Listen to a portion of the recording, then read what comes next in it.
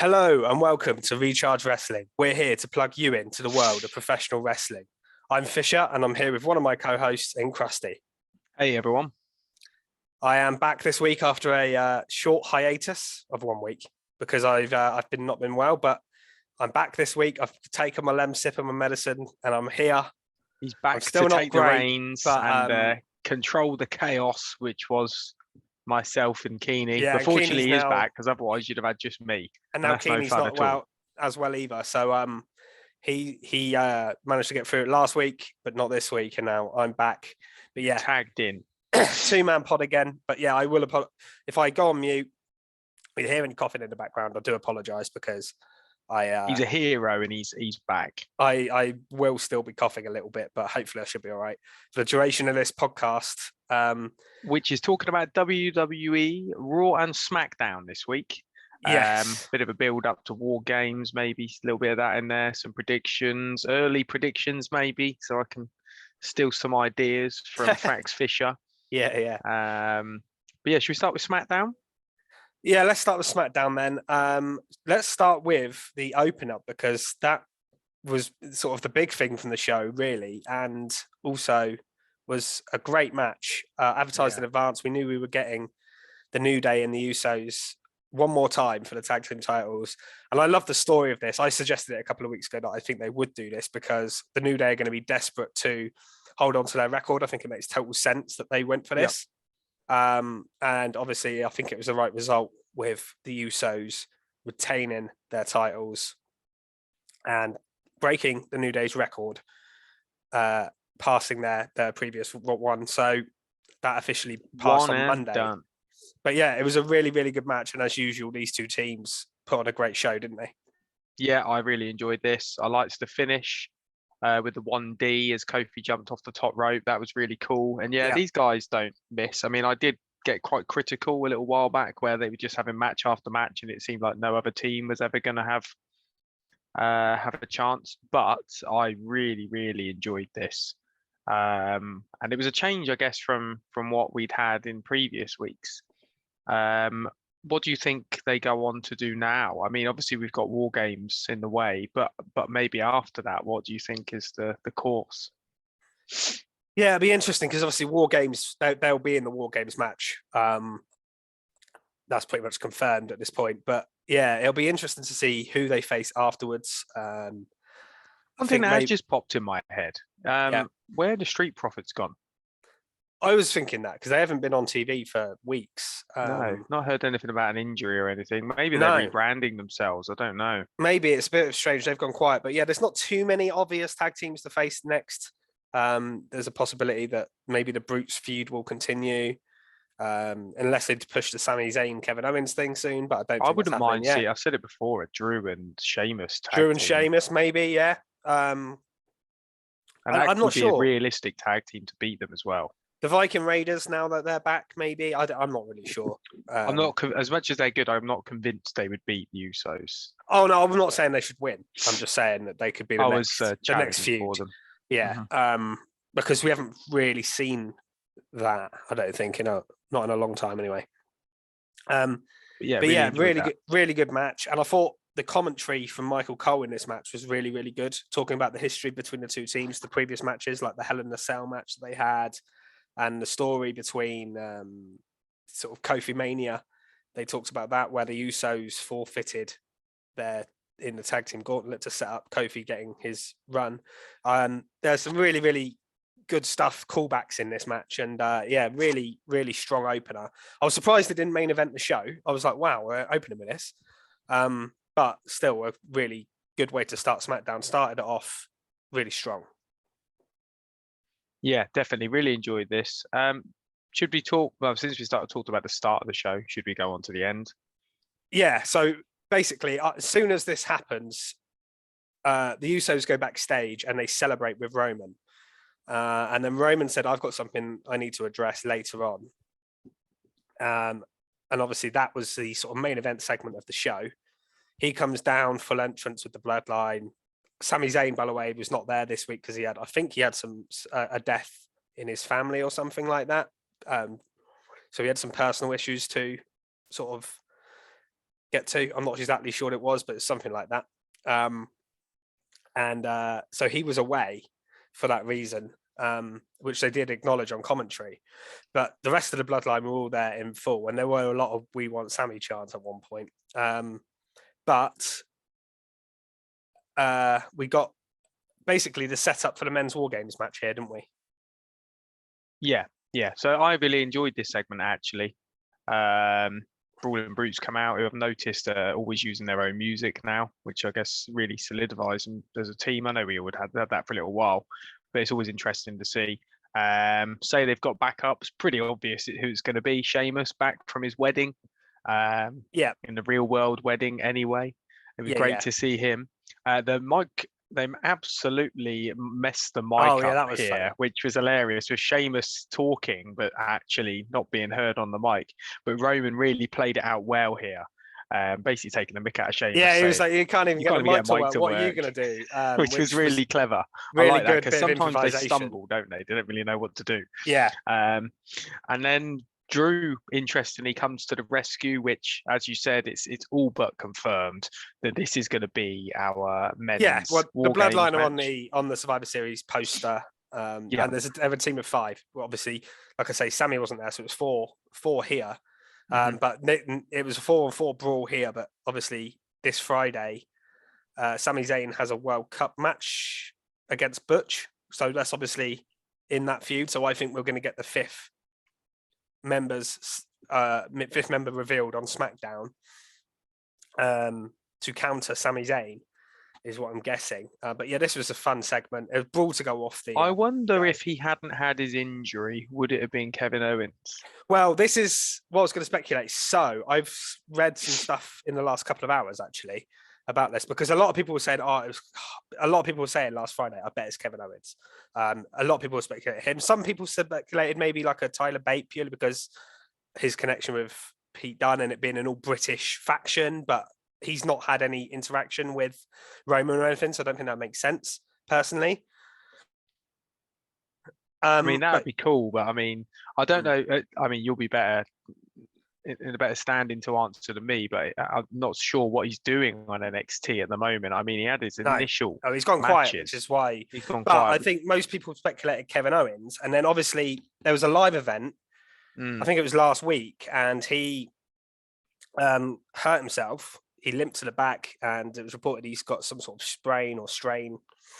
But I've been reading in the last couple of hours that Kevin Owens might be scheduled for this Friday SmackDown. So if that's the case, because what I read was the injury could be anything from 2 to 6 weeks, which isn't a long injury. And obviously WarGames was 2 weeks from when it happened. So maybe it's very minor. Yeah, and I suppose you can still have him in the match and have some pretty good spots while still protecting him. Yes, he'll probably be the last man in. Yeah, because it's in WarGames they go. Makes sense. It then gives some real tension between him and Sammy. You could even have him as a next challenger, maybe for Roman. I don't know. Yeah, I mean they did do that feud once before, but there's no reason why they couldn't run it back. No, I think we're going to get Sheamus and Roman next. There's a line of people, isn't there? There's still a bit of a queue of people that you can have face him and look a legitimate threat, which is pretty cool. I think they'll more concentrate on Kevin and Sammy's storyline. Yeah, trying to get Sammy out of this situation, and then that'll lead to the Usos versus Kevin and Sammy. But yeah, I think Sheamus will be the next challenger for Roman. That'd be good. But yeah, I enjoyed that section. Going back into the if we're finished talking about that, are you Fish? Just nod if you are. Yeah, just got to say, if that is the 5-on-5 match, I'd be really looking forward to that. I would be hyped for that. That'd be great. I'd hope Triple H wouldn't just throw somebody random in there, but you never know. To be honest, but something else that really did interest me. I don't know if this is going anywhere, but completely unexpected. So we had an LA Knight backstage interview. Oh, yeah, this was not a feud I expected to see. He's just chatting, isn't he, to is it Marie Kelly? Is that her I'm name? not sure who it was. No, I Can't don't. remember That's that. not her name. I But can't remember which interview. I just made up a random name. It might have there. been Megan Moran. I'm not sure. It might have been her. It I'm might have not been sure. Kayla Braxton. I'm not sure who it was. Oh, I've no idea. I'm getting the wrong brands now, aren't I, as well? Yeah, I'm mixing the brands up. But yeah, he's having a backstage interview, and then you get the screen behind flicker for Bray, and that happens a lot anyway, doesn't it? Because it just usually means he's on the show, but didn't expect Bray to then turn up in front of LA certainly Knight not. No. and have a bit of a fire back and forth, which resulted in Bray Wyatt then headbutting LA Knight, which I think is interesting because it's showing a real angry side to Bray, which I didn't think we were going to see initially. Yeah. And also a feud out of nowhere potentially with LA Knight, which I'm hoping is not just a one match thing because I think these two could really, especially on the microphones, could really go. And Yeah, LA Knight's this could already be got that sort of spicy tongue where he's saying some pretty sharp things. This is a big feud for both of them because I think LA Knight needed a huge. He's not had a big feud on the main roster. I mean, he literally come out of his LA Knight gimmick, beat the former male model guys, and obviously had a bit of a feud with Ricochet, which was fine. But for him to be put in there with Bray Wyatt as Bray Wyatt's first feud is huge for LA Knight, I think. Yeah. And from Bray Wyatt's point of view, you know, he hasn't really been feuding with anyone since he come back. He's been feuding with himself almost. You know, this Uncle Howdy character has been being revealed. We're not really sure where it was going. And I was hoping soon we were going to get a feud with someone on the roster, whether like Mr. Howdy was somebody on the roster or somebody else.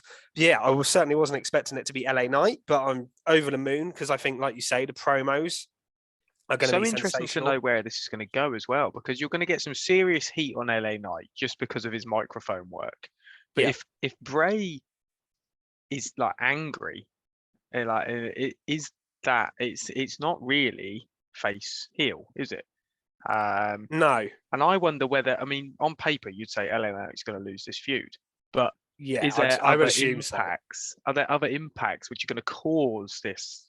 Like, well, yeah, because obviously because of Uncle Howdy and we don't know craziness. what's going to happen with this Uncle Howdy character and whether he's going to be involved or. So it makes it very intriguing. You get more out of it as well if you have LA Knight win, like not actually win, but win because Bray has an episode or something like that. He's going to have some serious heat because he's going to think he's Billy Big Balls, isn't he, for beating Bray Wyatt? I mean, the Bray Wyatt's not going to lose anything because the stories continue in the sort of mysteriousness around him. But yeah, I'm just excited for this, which is what it's getting me thinking, which is what a good feud should do, isn't it? You don't know exactly. What's going to happen.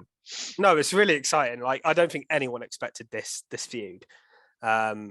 Shows some real investment. I wonder where they're going to do this. Are they going to drag it on for a while? I don't think it'll be a match at. It could be a match at Survivor Series. You know, it could be. I suppose it's quite soon, though, isn't it? You want Bray's first match to be on quite a big stage, and if they don't do it at Survivor Series, then Royal Rumble's too far away. That's too far. So I mean, he hasn't wrestled yet, so I would love it if they just did this as a match at Survivor Series. It is quite soon, but. Unless they do it they could do it on a SmackDown, but it does feel like a bit of a waste. Bray Wyatt feels like he should be. Well, if it's not sold out, if you put Bray Wyatt on the card, it's going to draw, isn't it? Yeah. So, yeah, absolutely. I'm happy to move on to something else if you are. Definitely, yeah. We had the start of the World Cup, which was an interesting, announcement for the tournament.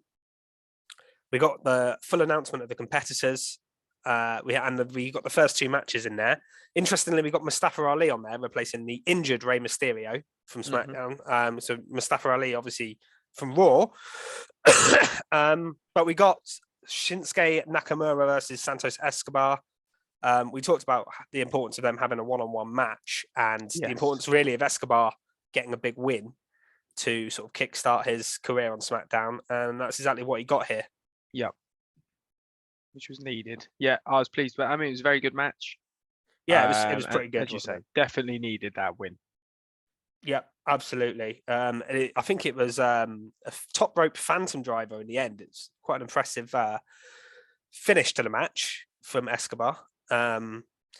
to put Nakamura away. I mean, Nakamura feels like an afterthought at the moment, but not everyone can be pushed at once. I know Triple H obviously still likes Nakamura, so I don't think he's got too much to worry about. But Escobar, great start for him. I wonder who he's going to face in the next round. But it could well be the man we saw later on in this World Cup, which was Braun Strowman versus Jinder Mahal coming back. First match in the Triple H era for Jinder. He's not been on TV at all. I did feel sorry for him here because he's doing a promo, and then he has to face Strowman. Which at least he got a bit of mic time, a bit of TV time for him. And he did actually, for the first few seconds of the match, he really went at Braun and was getting, and I was like, hang on a minute, they're making Jinder look all right, and then suddenly Braun just squashed him. But yeah, I mean, it's the right result, obviously. But Braun, my early prediction is that Braun wins this tournament. I just don't see him being stopped, and I think Braun, because the winner gets a number one contendership, don't they, for the Intercontinental title, and I think they can see money in a Gunter Braun Strowman feud. That is a beast of a match. Yeah, so I think that's what's going to happen in this tournament. I think it's all set up for Braun to win. There are a couple of matches this week. We've got Ricochet and Ali this week, which will be a high-flying banger of a match, I'm sure. Mm-hmm. And I can't remember. Oh, Sami Zayn and Butch. Sami Zayn and Butch. I mentioned it earlier. They're going to be two very good matches. So that'd be great. But I just really think Braun Strowman's going to win. Out of all the people in it, I think it makes sense. Yeah, no, I've got no issue with that as well. And it's keeping away from titles for now, isn't it? Yeah, well, it's the Intercontinental title, but yeah, that's fine. But I like that. I like the fact that there's an incentive to go to the mid-card titles. Yeah, absolutely. We got a women's six-pack challenge, and it feels like they book one of these matches every now and then, and they just put all the women on the show because they don't know what to do with them. And this was a bit sloppy, to be honest. There's an awful spot in this that was botched by a table. Oh, that was terrible, wasn't it? You just have Liv, Raquel, and I can't remember who else was involved. Was it Sonya Deville? Just all lying outside the ring. It was Sonya. They didn't know what to do, did they? No, they messed it up. I'm not sure whose exact fault it was, but whatever they were trying, experience there. They were just all lying there, weren't they? And then and the match itself, even before that, wasn't particularly great. It was okay, but it wasn't particularly great. And then Shotzi got the win in the end. Yeah, and the moment I saw, I mean, it's nice to see Shotzi get a bit of a push, but the moment I saw that, I thought, well, this is a 2-minute match then, surely. This is Ronda, and probably, I can't remember her name. Shayna Baszler, just basically just destroying her after the match as well. I think potentially, do you think we're going to get a Charlotte Flair return here or something like that? Maybe, but I feel like they need a new challenger for Ronda because there's just not believable people on SmackDown. She's faced most of the people already that are credible. Sasha Banks, so that's too soon, really, I think.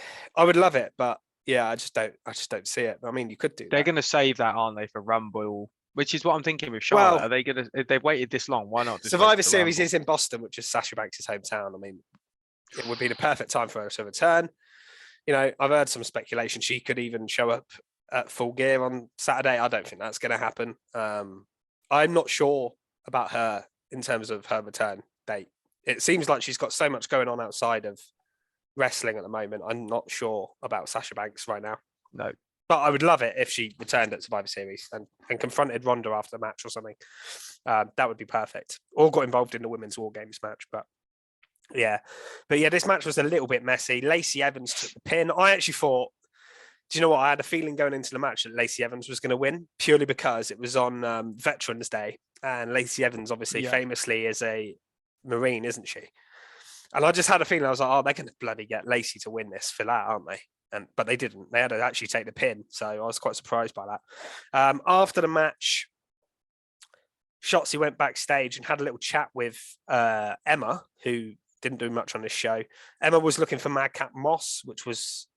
I think they're going to do some relationship storyline there because they're dating in real life, Emma and Madcap. So there was a purpose to that. I'm never too keen with those stories until they're further down the line because it can always be a bit it's people like Miz and Maurice, Beth and plus they're not. work. Neither of them are that established that I feel like they work as a couple.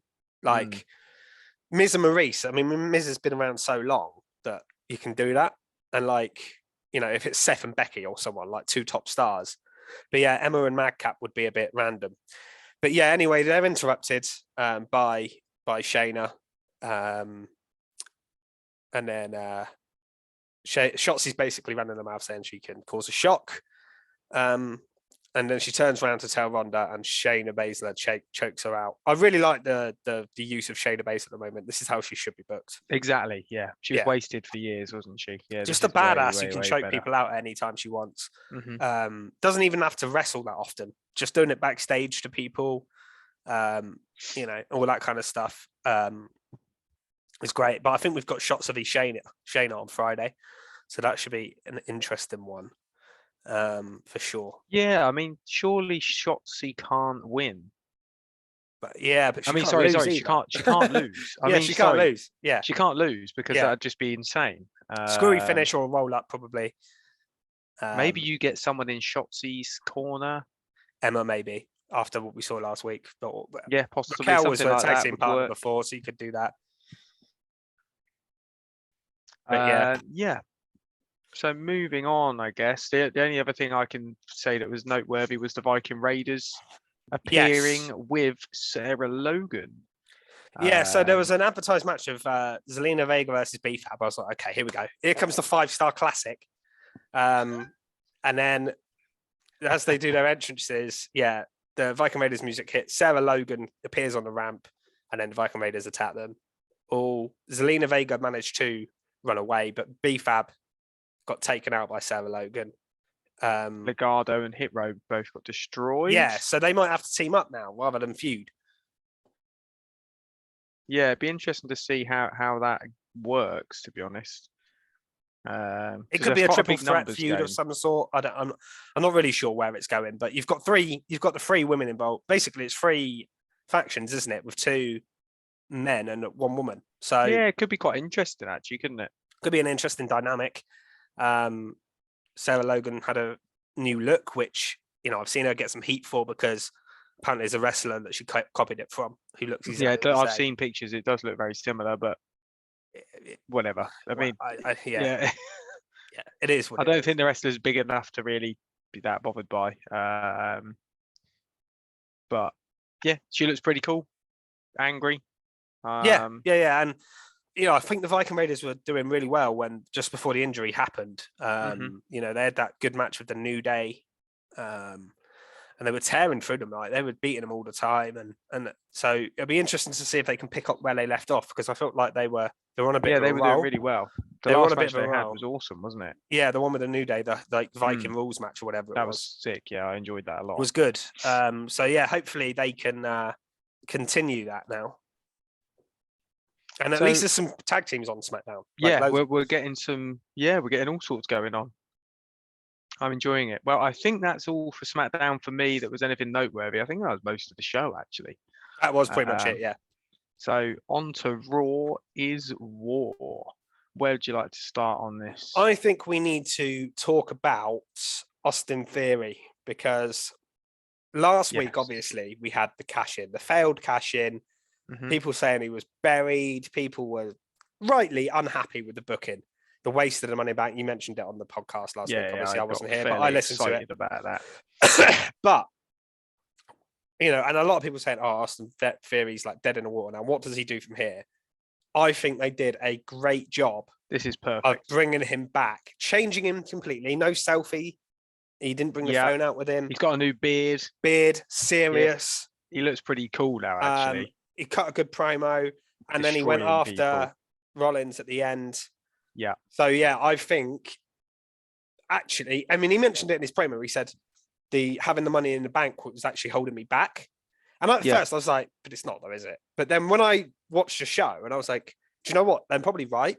In real life, he was never cashing it in. If we take it out of context, it was holding him back because everyone thought how ridiculous it was that he had it. And when you've got a champion like Roman, who he's not going to, he's not pinning Roman Reigns for that. He's not cashing in. So I'm not happy it got it almost wasted, was. but No, I'm not. But the thing is, I don't think Triple H ever books Theory to have that Money in the Bank briefcase. no, Vince did that. So no. he was undoing it. Yeah, he did it he undone it in a probably You'd book not the Theory best to have way. a belt, but not to have a Money in the Bank. No, not no. yet. But I have to say, yeah, the sort of the way they rebooked him here, I think, Yeah, you know, and judging by the reaction I saw online about Theory this week, people seem more interested in him now than they ever have done when he had the big briefcase. well, I am After this show. So I think in the long run, they've done a great thing here. He also had an absolute banger of a match on this show. He was a bit everywhere, really, because he had the he explained the cash having the Money in the Bank and then turn into this, though, in a way, has a bit of a catapult effect. Yeah. I think because it was so crap, I think Triple H just knows exactly what he's doing. And he's done it the exact right way, hasn't he? Yeah. From the losing every week, it wasn't. I don't think it was. I think it was a purposeful burial. I think it was. Yeah, this was all leading to this. Because people were saying, "Oh, Triple H must not like Theory." I Yeah, don't think. that's I what think it he felt loves like, didn't Theory. it? I think he Yeah. actually loves Theory. He just Yeah. wants him pushed in a different way. Yeah. I don't think it's a personal thing. I think it's getting rid of the. It felt Vince like booking. that, didn't it? But I agree. I think he's just very clever. Yeah, well, he liked him in NXT, but he was just booked very differently. Definitely. But he had a banger of a match with Ziggler. I bet you got really excited for that. Yeah, this match was, I thought, the best thing on the show in terms of the wrestler. I thought it was absolutely brilliant. And Ziggler is just, I mean, I can't put over how good he is like at doing this, and he's just not used often enough. But the crowd, like, I don't know how they do it, but they buy into him winning all the time. Like, yeah. The zigzag always get kicked out of, but the crowd always pop when he hits the zigzag and gets a near fall. And his selling was incredible in this match, especially towards the end when Theory took him out, I think, with a punch. Oh, he kicked the hell out of him, didn't he? And then his banging his head on the thing. And obviously, I like the finish of the match as well, because we're talking about Theory being rebuilt. He could have pinned him and won after doing the A-Town down. Then he hit another one, and he ends up just referee stopping the match because he was so savage. And I thought, do you know what? That's exactly what Theory needed. Yeah. So yeah, really, really strong booking for Theory, and I really enjoyed the match with Ziggler. And like I say, I've got to give Ziggler credit as well for making him look amazing. And then he goes after Seth at the end as well. So we'll talk about the main event match in a second. So yeah, he attacks Seth Rollins afterwards as well. So not just done on Dolph Ziggler, he goes after the top star on Raw, really, in Rollins. Yeah, which is going to give him some serious heat, isn't it? Yeah, every decision around Theory was brilliant on that. Absolutely brilliant. Yeah, and what did you make of the... So we'll talk about the main event, because we got a special attraction of a match, really. So with I Finn really Balor and enjoyed Seth this. Rollins. I loved it. Brilliant match. I was thinking, you can't have either of these lose clean here. It's not of course. I mean, you can't take the bet off Seth. That's just insane. He's just got it. And Finn, I just thought, thinking back to when they had the Universal title match, I was like, Finn won that. You can't just have him lose on Raw. This could be a potentially bigger feud. Yeah. Plus, they're building him versus AJ at the paper. Yeah. So can't have him lose here. But then we ended up with the OC and the Judgment Day coming out and having a massive brawl. And sort of in amongst that, Rollins managed to hit the stomp on Finn to get the 1-2-3. So Rollins got the win on paper, but obviously it was caused by outside interference in a way. Yeah, which we kind of knew was going to happen, but it was the right booking for this match. Was definitely the right booking. Yeah, I enjoyed it, and I'm enjoying the OC Judgment Day stuff. I'm enjoying that a lot. Yeah, I'm more into it again now. Now there's I was getting annoyed with them not revealing the Rhea Ripley like equalizer thing because it was just getting boring. They dragged it out too long. Now they've done that, I think the feud's good again. It's a bit more fresh and interesting. But yeah, really good match between Balor and Rollins. Really good. Which led on to the Rollins beatdown. Well, since we've mentioned Judgment Day OC feud, we might as well talk about that. So we had a match, Dana Brooke versus Io Sky, which, to be honest, me and Keeney talked a bit about. Maybe Dana Brooke wasn't too much liked, but I thought you I thought it was interesting, that conversation about it, because again, a bit like the Theory situation, I don't think that was I know they made some digs on commentary, But I don't think it's personal against Dana Brooke. I think they need to get rid of the 24/7 title, and that was the way to do it. Well, they've given her a chance again, hasn't they, on the TV, which is nice against Io Sky, which I guess disproves that theory. But I will say, we'll get to it in a minute, but there were quite a few jobbers that aren't normally on TV on this show that had matches. So that was strange. And Dana Brooke being one of them. I don't know if Triple H is just trying to give people a chance. Maybe, but I think also they're a bit thin they were a bit thin on the ground this week, I think, with injuries. There's quite a few people on Raw out at the moment. They've moved Rey Mysterio over. He got injured. Kevin Owens is injured. Randy Orton, Cody Rhodes. I don't know, like you say, Street Profits, I'm not sure where they are, but there's quite a few people on Raw. Obviously, Becky Lynch is missing, Edge is missing. So there's TV time to fill. So the people like Benjamin, Tozawa, Tamina, they all got on this show and they haven't been much recently.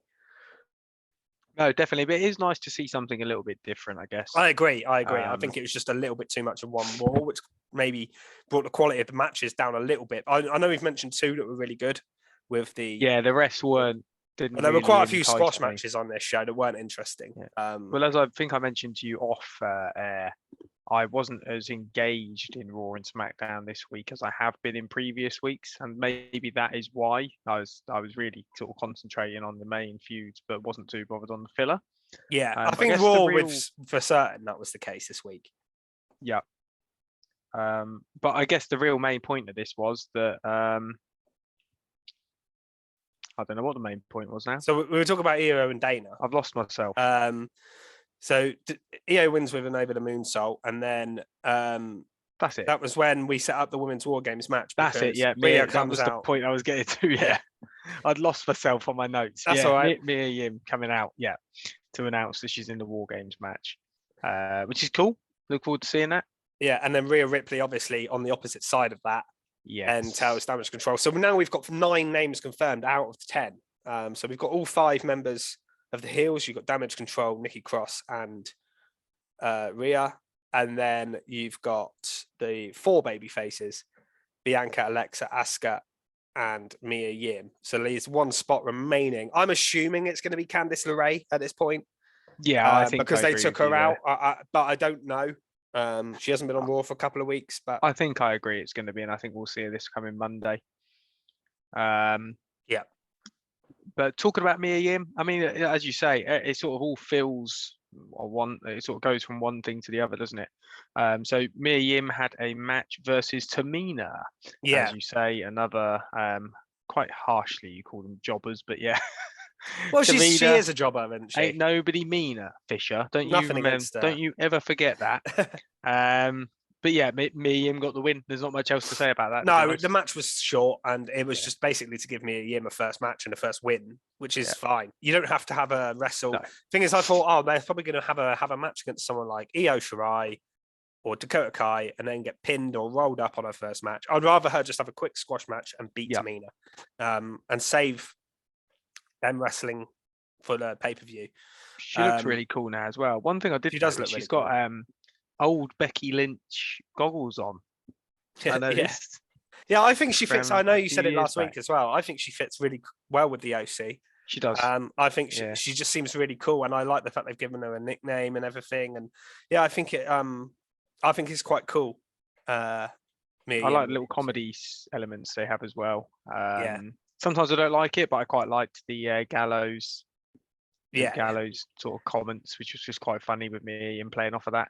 And that's where we got, that's where you mentioned earlier, Finn gearing up to face AJ Styles. That's where we got the announcement. Yes. The challenge. That's going to be to 1v1 at Survivor Series. That'd be a banger, Yeah. I mean, we were speculating that, there's enough people for them to do some sort of war games or multi-person thing at Survivor Series, but we've already got the other 2 war games matches. I would rather see a one-on-one Finn Balor AJ Styles match. That's the best match you can do out of those situations. The others are sure to be involved, but yeah, Finn Balor versus AJ Styles. I mean, who doesn't want a bit of that? And that could go either way. It's an interesting one. Let's move on to something else. Talking of the Judgment Day, we got Dominic versus Shelton Benjamin as well. He beat him with a frog splash. Poor old Shelton Benjamin losing to Dominic, but That's life for him these days, unfortunately. Yeah. Riddle he versus Gable had a banger. Yeah, that was a good match. Random match. You know, we've seen them quite a bit wrestle, these two, but Riddle's definitely a bit lost. I think he is he just wandering around waiting for the Royal Rumble for Yeah. Mr. Orton to return, and then he's going to be thrown into a massive feud. That's what I think's happening at the moment. A bit of a shame because he had a lot of momentum. He did with the and I Rollins feel he's feud lost as that. well. Even he Yeah. had with the Rollins feud was great, and then But that needed to then stop he when just it kind of did. got paired with Elias, and hasn't. I mean, it's not been bad, but it just hasn't done much yet. And I feel like they are just They need to treading water. build love for him, though. I feel to make it more crushing. Yeah. But yeah, I think they're waiting for Randy Orton to come back, aren't they? Yeah, maybe they Yeah, get Survivor Series out of the way. Good match between the two of them, and a rare Very win good. for Gable. Yeah. He never wins. No. Otis obviously lifted his feet onto the thing, so I think he lost. Did he beat or lose to Otis last week? And then he lost again to Gable. So Riddle's lost a couple of times as well. I think Otis beat him, didn't he? Yeah, I think so. Yeah. So he's lost to both members as well. Obviously, we are going to get a tag match of Elias. Like that's clearly coming. And then Riddle and Elias will probably get their win back. But yeah, certainly quite interesting. What was also interesting on his show was the use of Akira Tozawa. Haven't seen him in a long time. I actually really like this. So he had a fun little poker thing backstage with Corbin and JBL, which led to a match. It was to set up a whole thing. But what's interesting for me is the aftermath of what was posted online afterwards. But if you want to talk about the actual match itself, because you said you liked it, or the site promos or whatever. Yeah, I mean, I just found it relatively amusing, I guess. I didn't take it very seriously, didn't read into it too much, which I guess you're about to tell me what happened and I might backtrack. But I think it was just nice to see Corbin. He's pretty good at doing these weird sort of promos, like back in the days of when it was pre-Happy Corbin and actual early days Happy Corbin. It was quite good. It got stale quite quickly after that. This just thought it was just something random. I loved that by the end of it, he looks like Corbin looked like when he was bum ass Corbin again, and JBL looked all like his hair was all like it looked well stressed, like his tie was undone. He was just like, yeah, I love that. The match itself wasn't too much, but Tozawa actually dominated it. Which I thought was a bit weird. And then Corbin just hit the end of days. They kept playing up that there was going to be a massive upset. He was on the top rope. He was doing drop kicks. And I was like, why is Tozawa dominating this match? It was really weird. The only feeling, I noticed that actually, but the only reason I feel that probably is a good way of playing the story, because Corbin's so annoyed and distracted by the fact he's just lost all this money. He wasn't sort of in the zone, whereas normally he's coming out to kick ass. Yeah. But it is a bit weird, isn't it? But yes, like I said, I think the reason that they did that was because I noticed afterwards, and this is what I'm saying about the post online. So Tozawa posted a picture of him of the ninja outfit, as if he was saying like goodbye to that. So I don't know, and then it said something like goodbye or something like that. Now I don't know if he's leaving WWE and his contract's running out and he's leaving, or whether Triple H has said, I don't like your ninja gimmick. I think it's stupid. You can go back to being the original Akira Tozawa you were, when he was quite popular. I used to really enjoy it. So I've got a feeling the reason they gave him this match and gave him some time was because it was either his last match in WWE or his last match in that gimmick. Yes. So yeah, either way, I think it means that. Hopefully not his last match in WWE, because I think he's got I enjoy a lower card comedy character. He's fine, isn't he? Yeah. Was that it? There was some stuff with the Miz. Of course. Just can't. I've said it before. I'm just not enjoying this. No, I'm not really. I can't get into it. This is so boring and a waste of Gargano and the Miz. I mean, I know Keeney really likes Dexter Lumis. I enjoyed it initially, where he was sort of in the crowd and things. I just don't think I'm a Dexter Lumis I'm fan. not. I think, do you know I what? think that's Without what the Indy problem is. Hartwell, I don't like him as much. I think the Yeah. relationship stuff with Indy Hartwell was good. I liked the Yeah. stuff they did there. Without Indy Hartwell, I don't think it's as good. No. And I've enjoyed Gargano's part in this. I liked the segment with the investigation and all that kind of stuff. But yeah, in terms of he could be doing something a lot better. And this felt just a bit samey. Miz apologized, but then basically didn't. And then Gargano said that in 2 weeks, Lumis will have a match with the Miz, and if Lumis wins, he has to pay him all he owes him, and he gets a WWE contract. But we've already had that. Well, I don't know if we didn't actually get the match, but that was meant to happen weeks ago. So we're basically back to where we were. And Lumis is obviously going to win, isn't he? So yeah, it's a bit of a waste of time. Really. I'm ready for it to be done. Yeah, I can't help I it. am now. You can't like everything, can you? I mean, you can't No. like everything on the show, and this is one of those things I don't like. I mean, bit odd that I just spoke about a poker game that Tozawa versus Corbin, and I liked it. So, but whatever floats, eh? Whatever floats your boat. Yeah, exactly. This does not float mine. No, and not like you say, not everything's going to realistically. I think that's all I've got. Yeah, I was thinking, God, there must have been more than that. But and we've ended on the Miz feud. Yeah, I know. I wish there was something positive to talk about, but I think there was some good stuff this week. Some very good wrestling. I noticed we didn't choose a skid mark or a top mark. That wasn't anything I really hated. There was some banging matches. I mean, the top mark could have gone to Usos. I would have given the Theory. I would have given the booking of Theory the top mark. Yeah. I think. I really think my did skid mark would that. have been the women's 6-way match on SmackDown. Oh, the messed up botch spot wasn't good. That wasn't good. I think the way they dealt with it was a bit weird. It was like none of them knew what to do. It was shot. It was poor. Yeah, let's skid all over that, shall we? Yeah. That I haven't actually given out many top marks and skid marks recently. I feel like I've stopped. I think because the WWE product now is more solid and there's not as many embarrassing things, but there's loads of good things, but occasionally there's something amazing. I think we're not doing it as much. It's not as obvious. Maybe that's a good thing, but yeah. But in terms of good thing, we've got predictions coming up. So Full Gear this weekend, if you want to join in the predictions for that, which is Saturday night, and then we've got Survivor Series WarGames next week. You could tell you got a sore throat. That wasn't quite it wasn't as good as it. But last week you said it's not the same without me doing it. Next week we'll get the proper WarGames. Yeah. And if you're new to listening, Fisher likes doing a WarGames impression that William Regal used to do. Yeah. Because that would have been really weird if you didn't know what that was. But it's great. Well, I hope you're suitably recharged.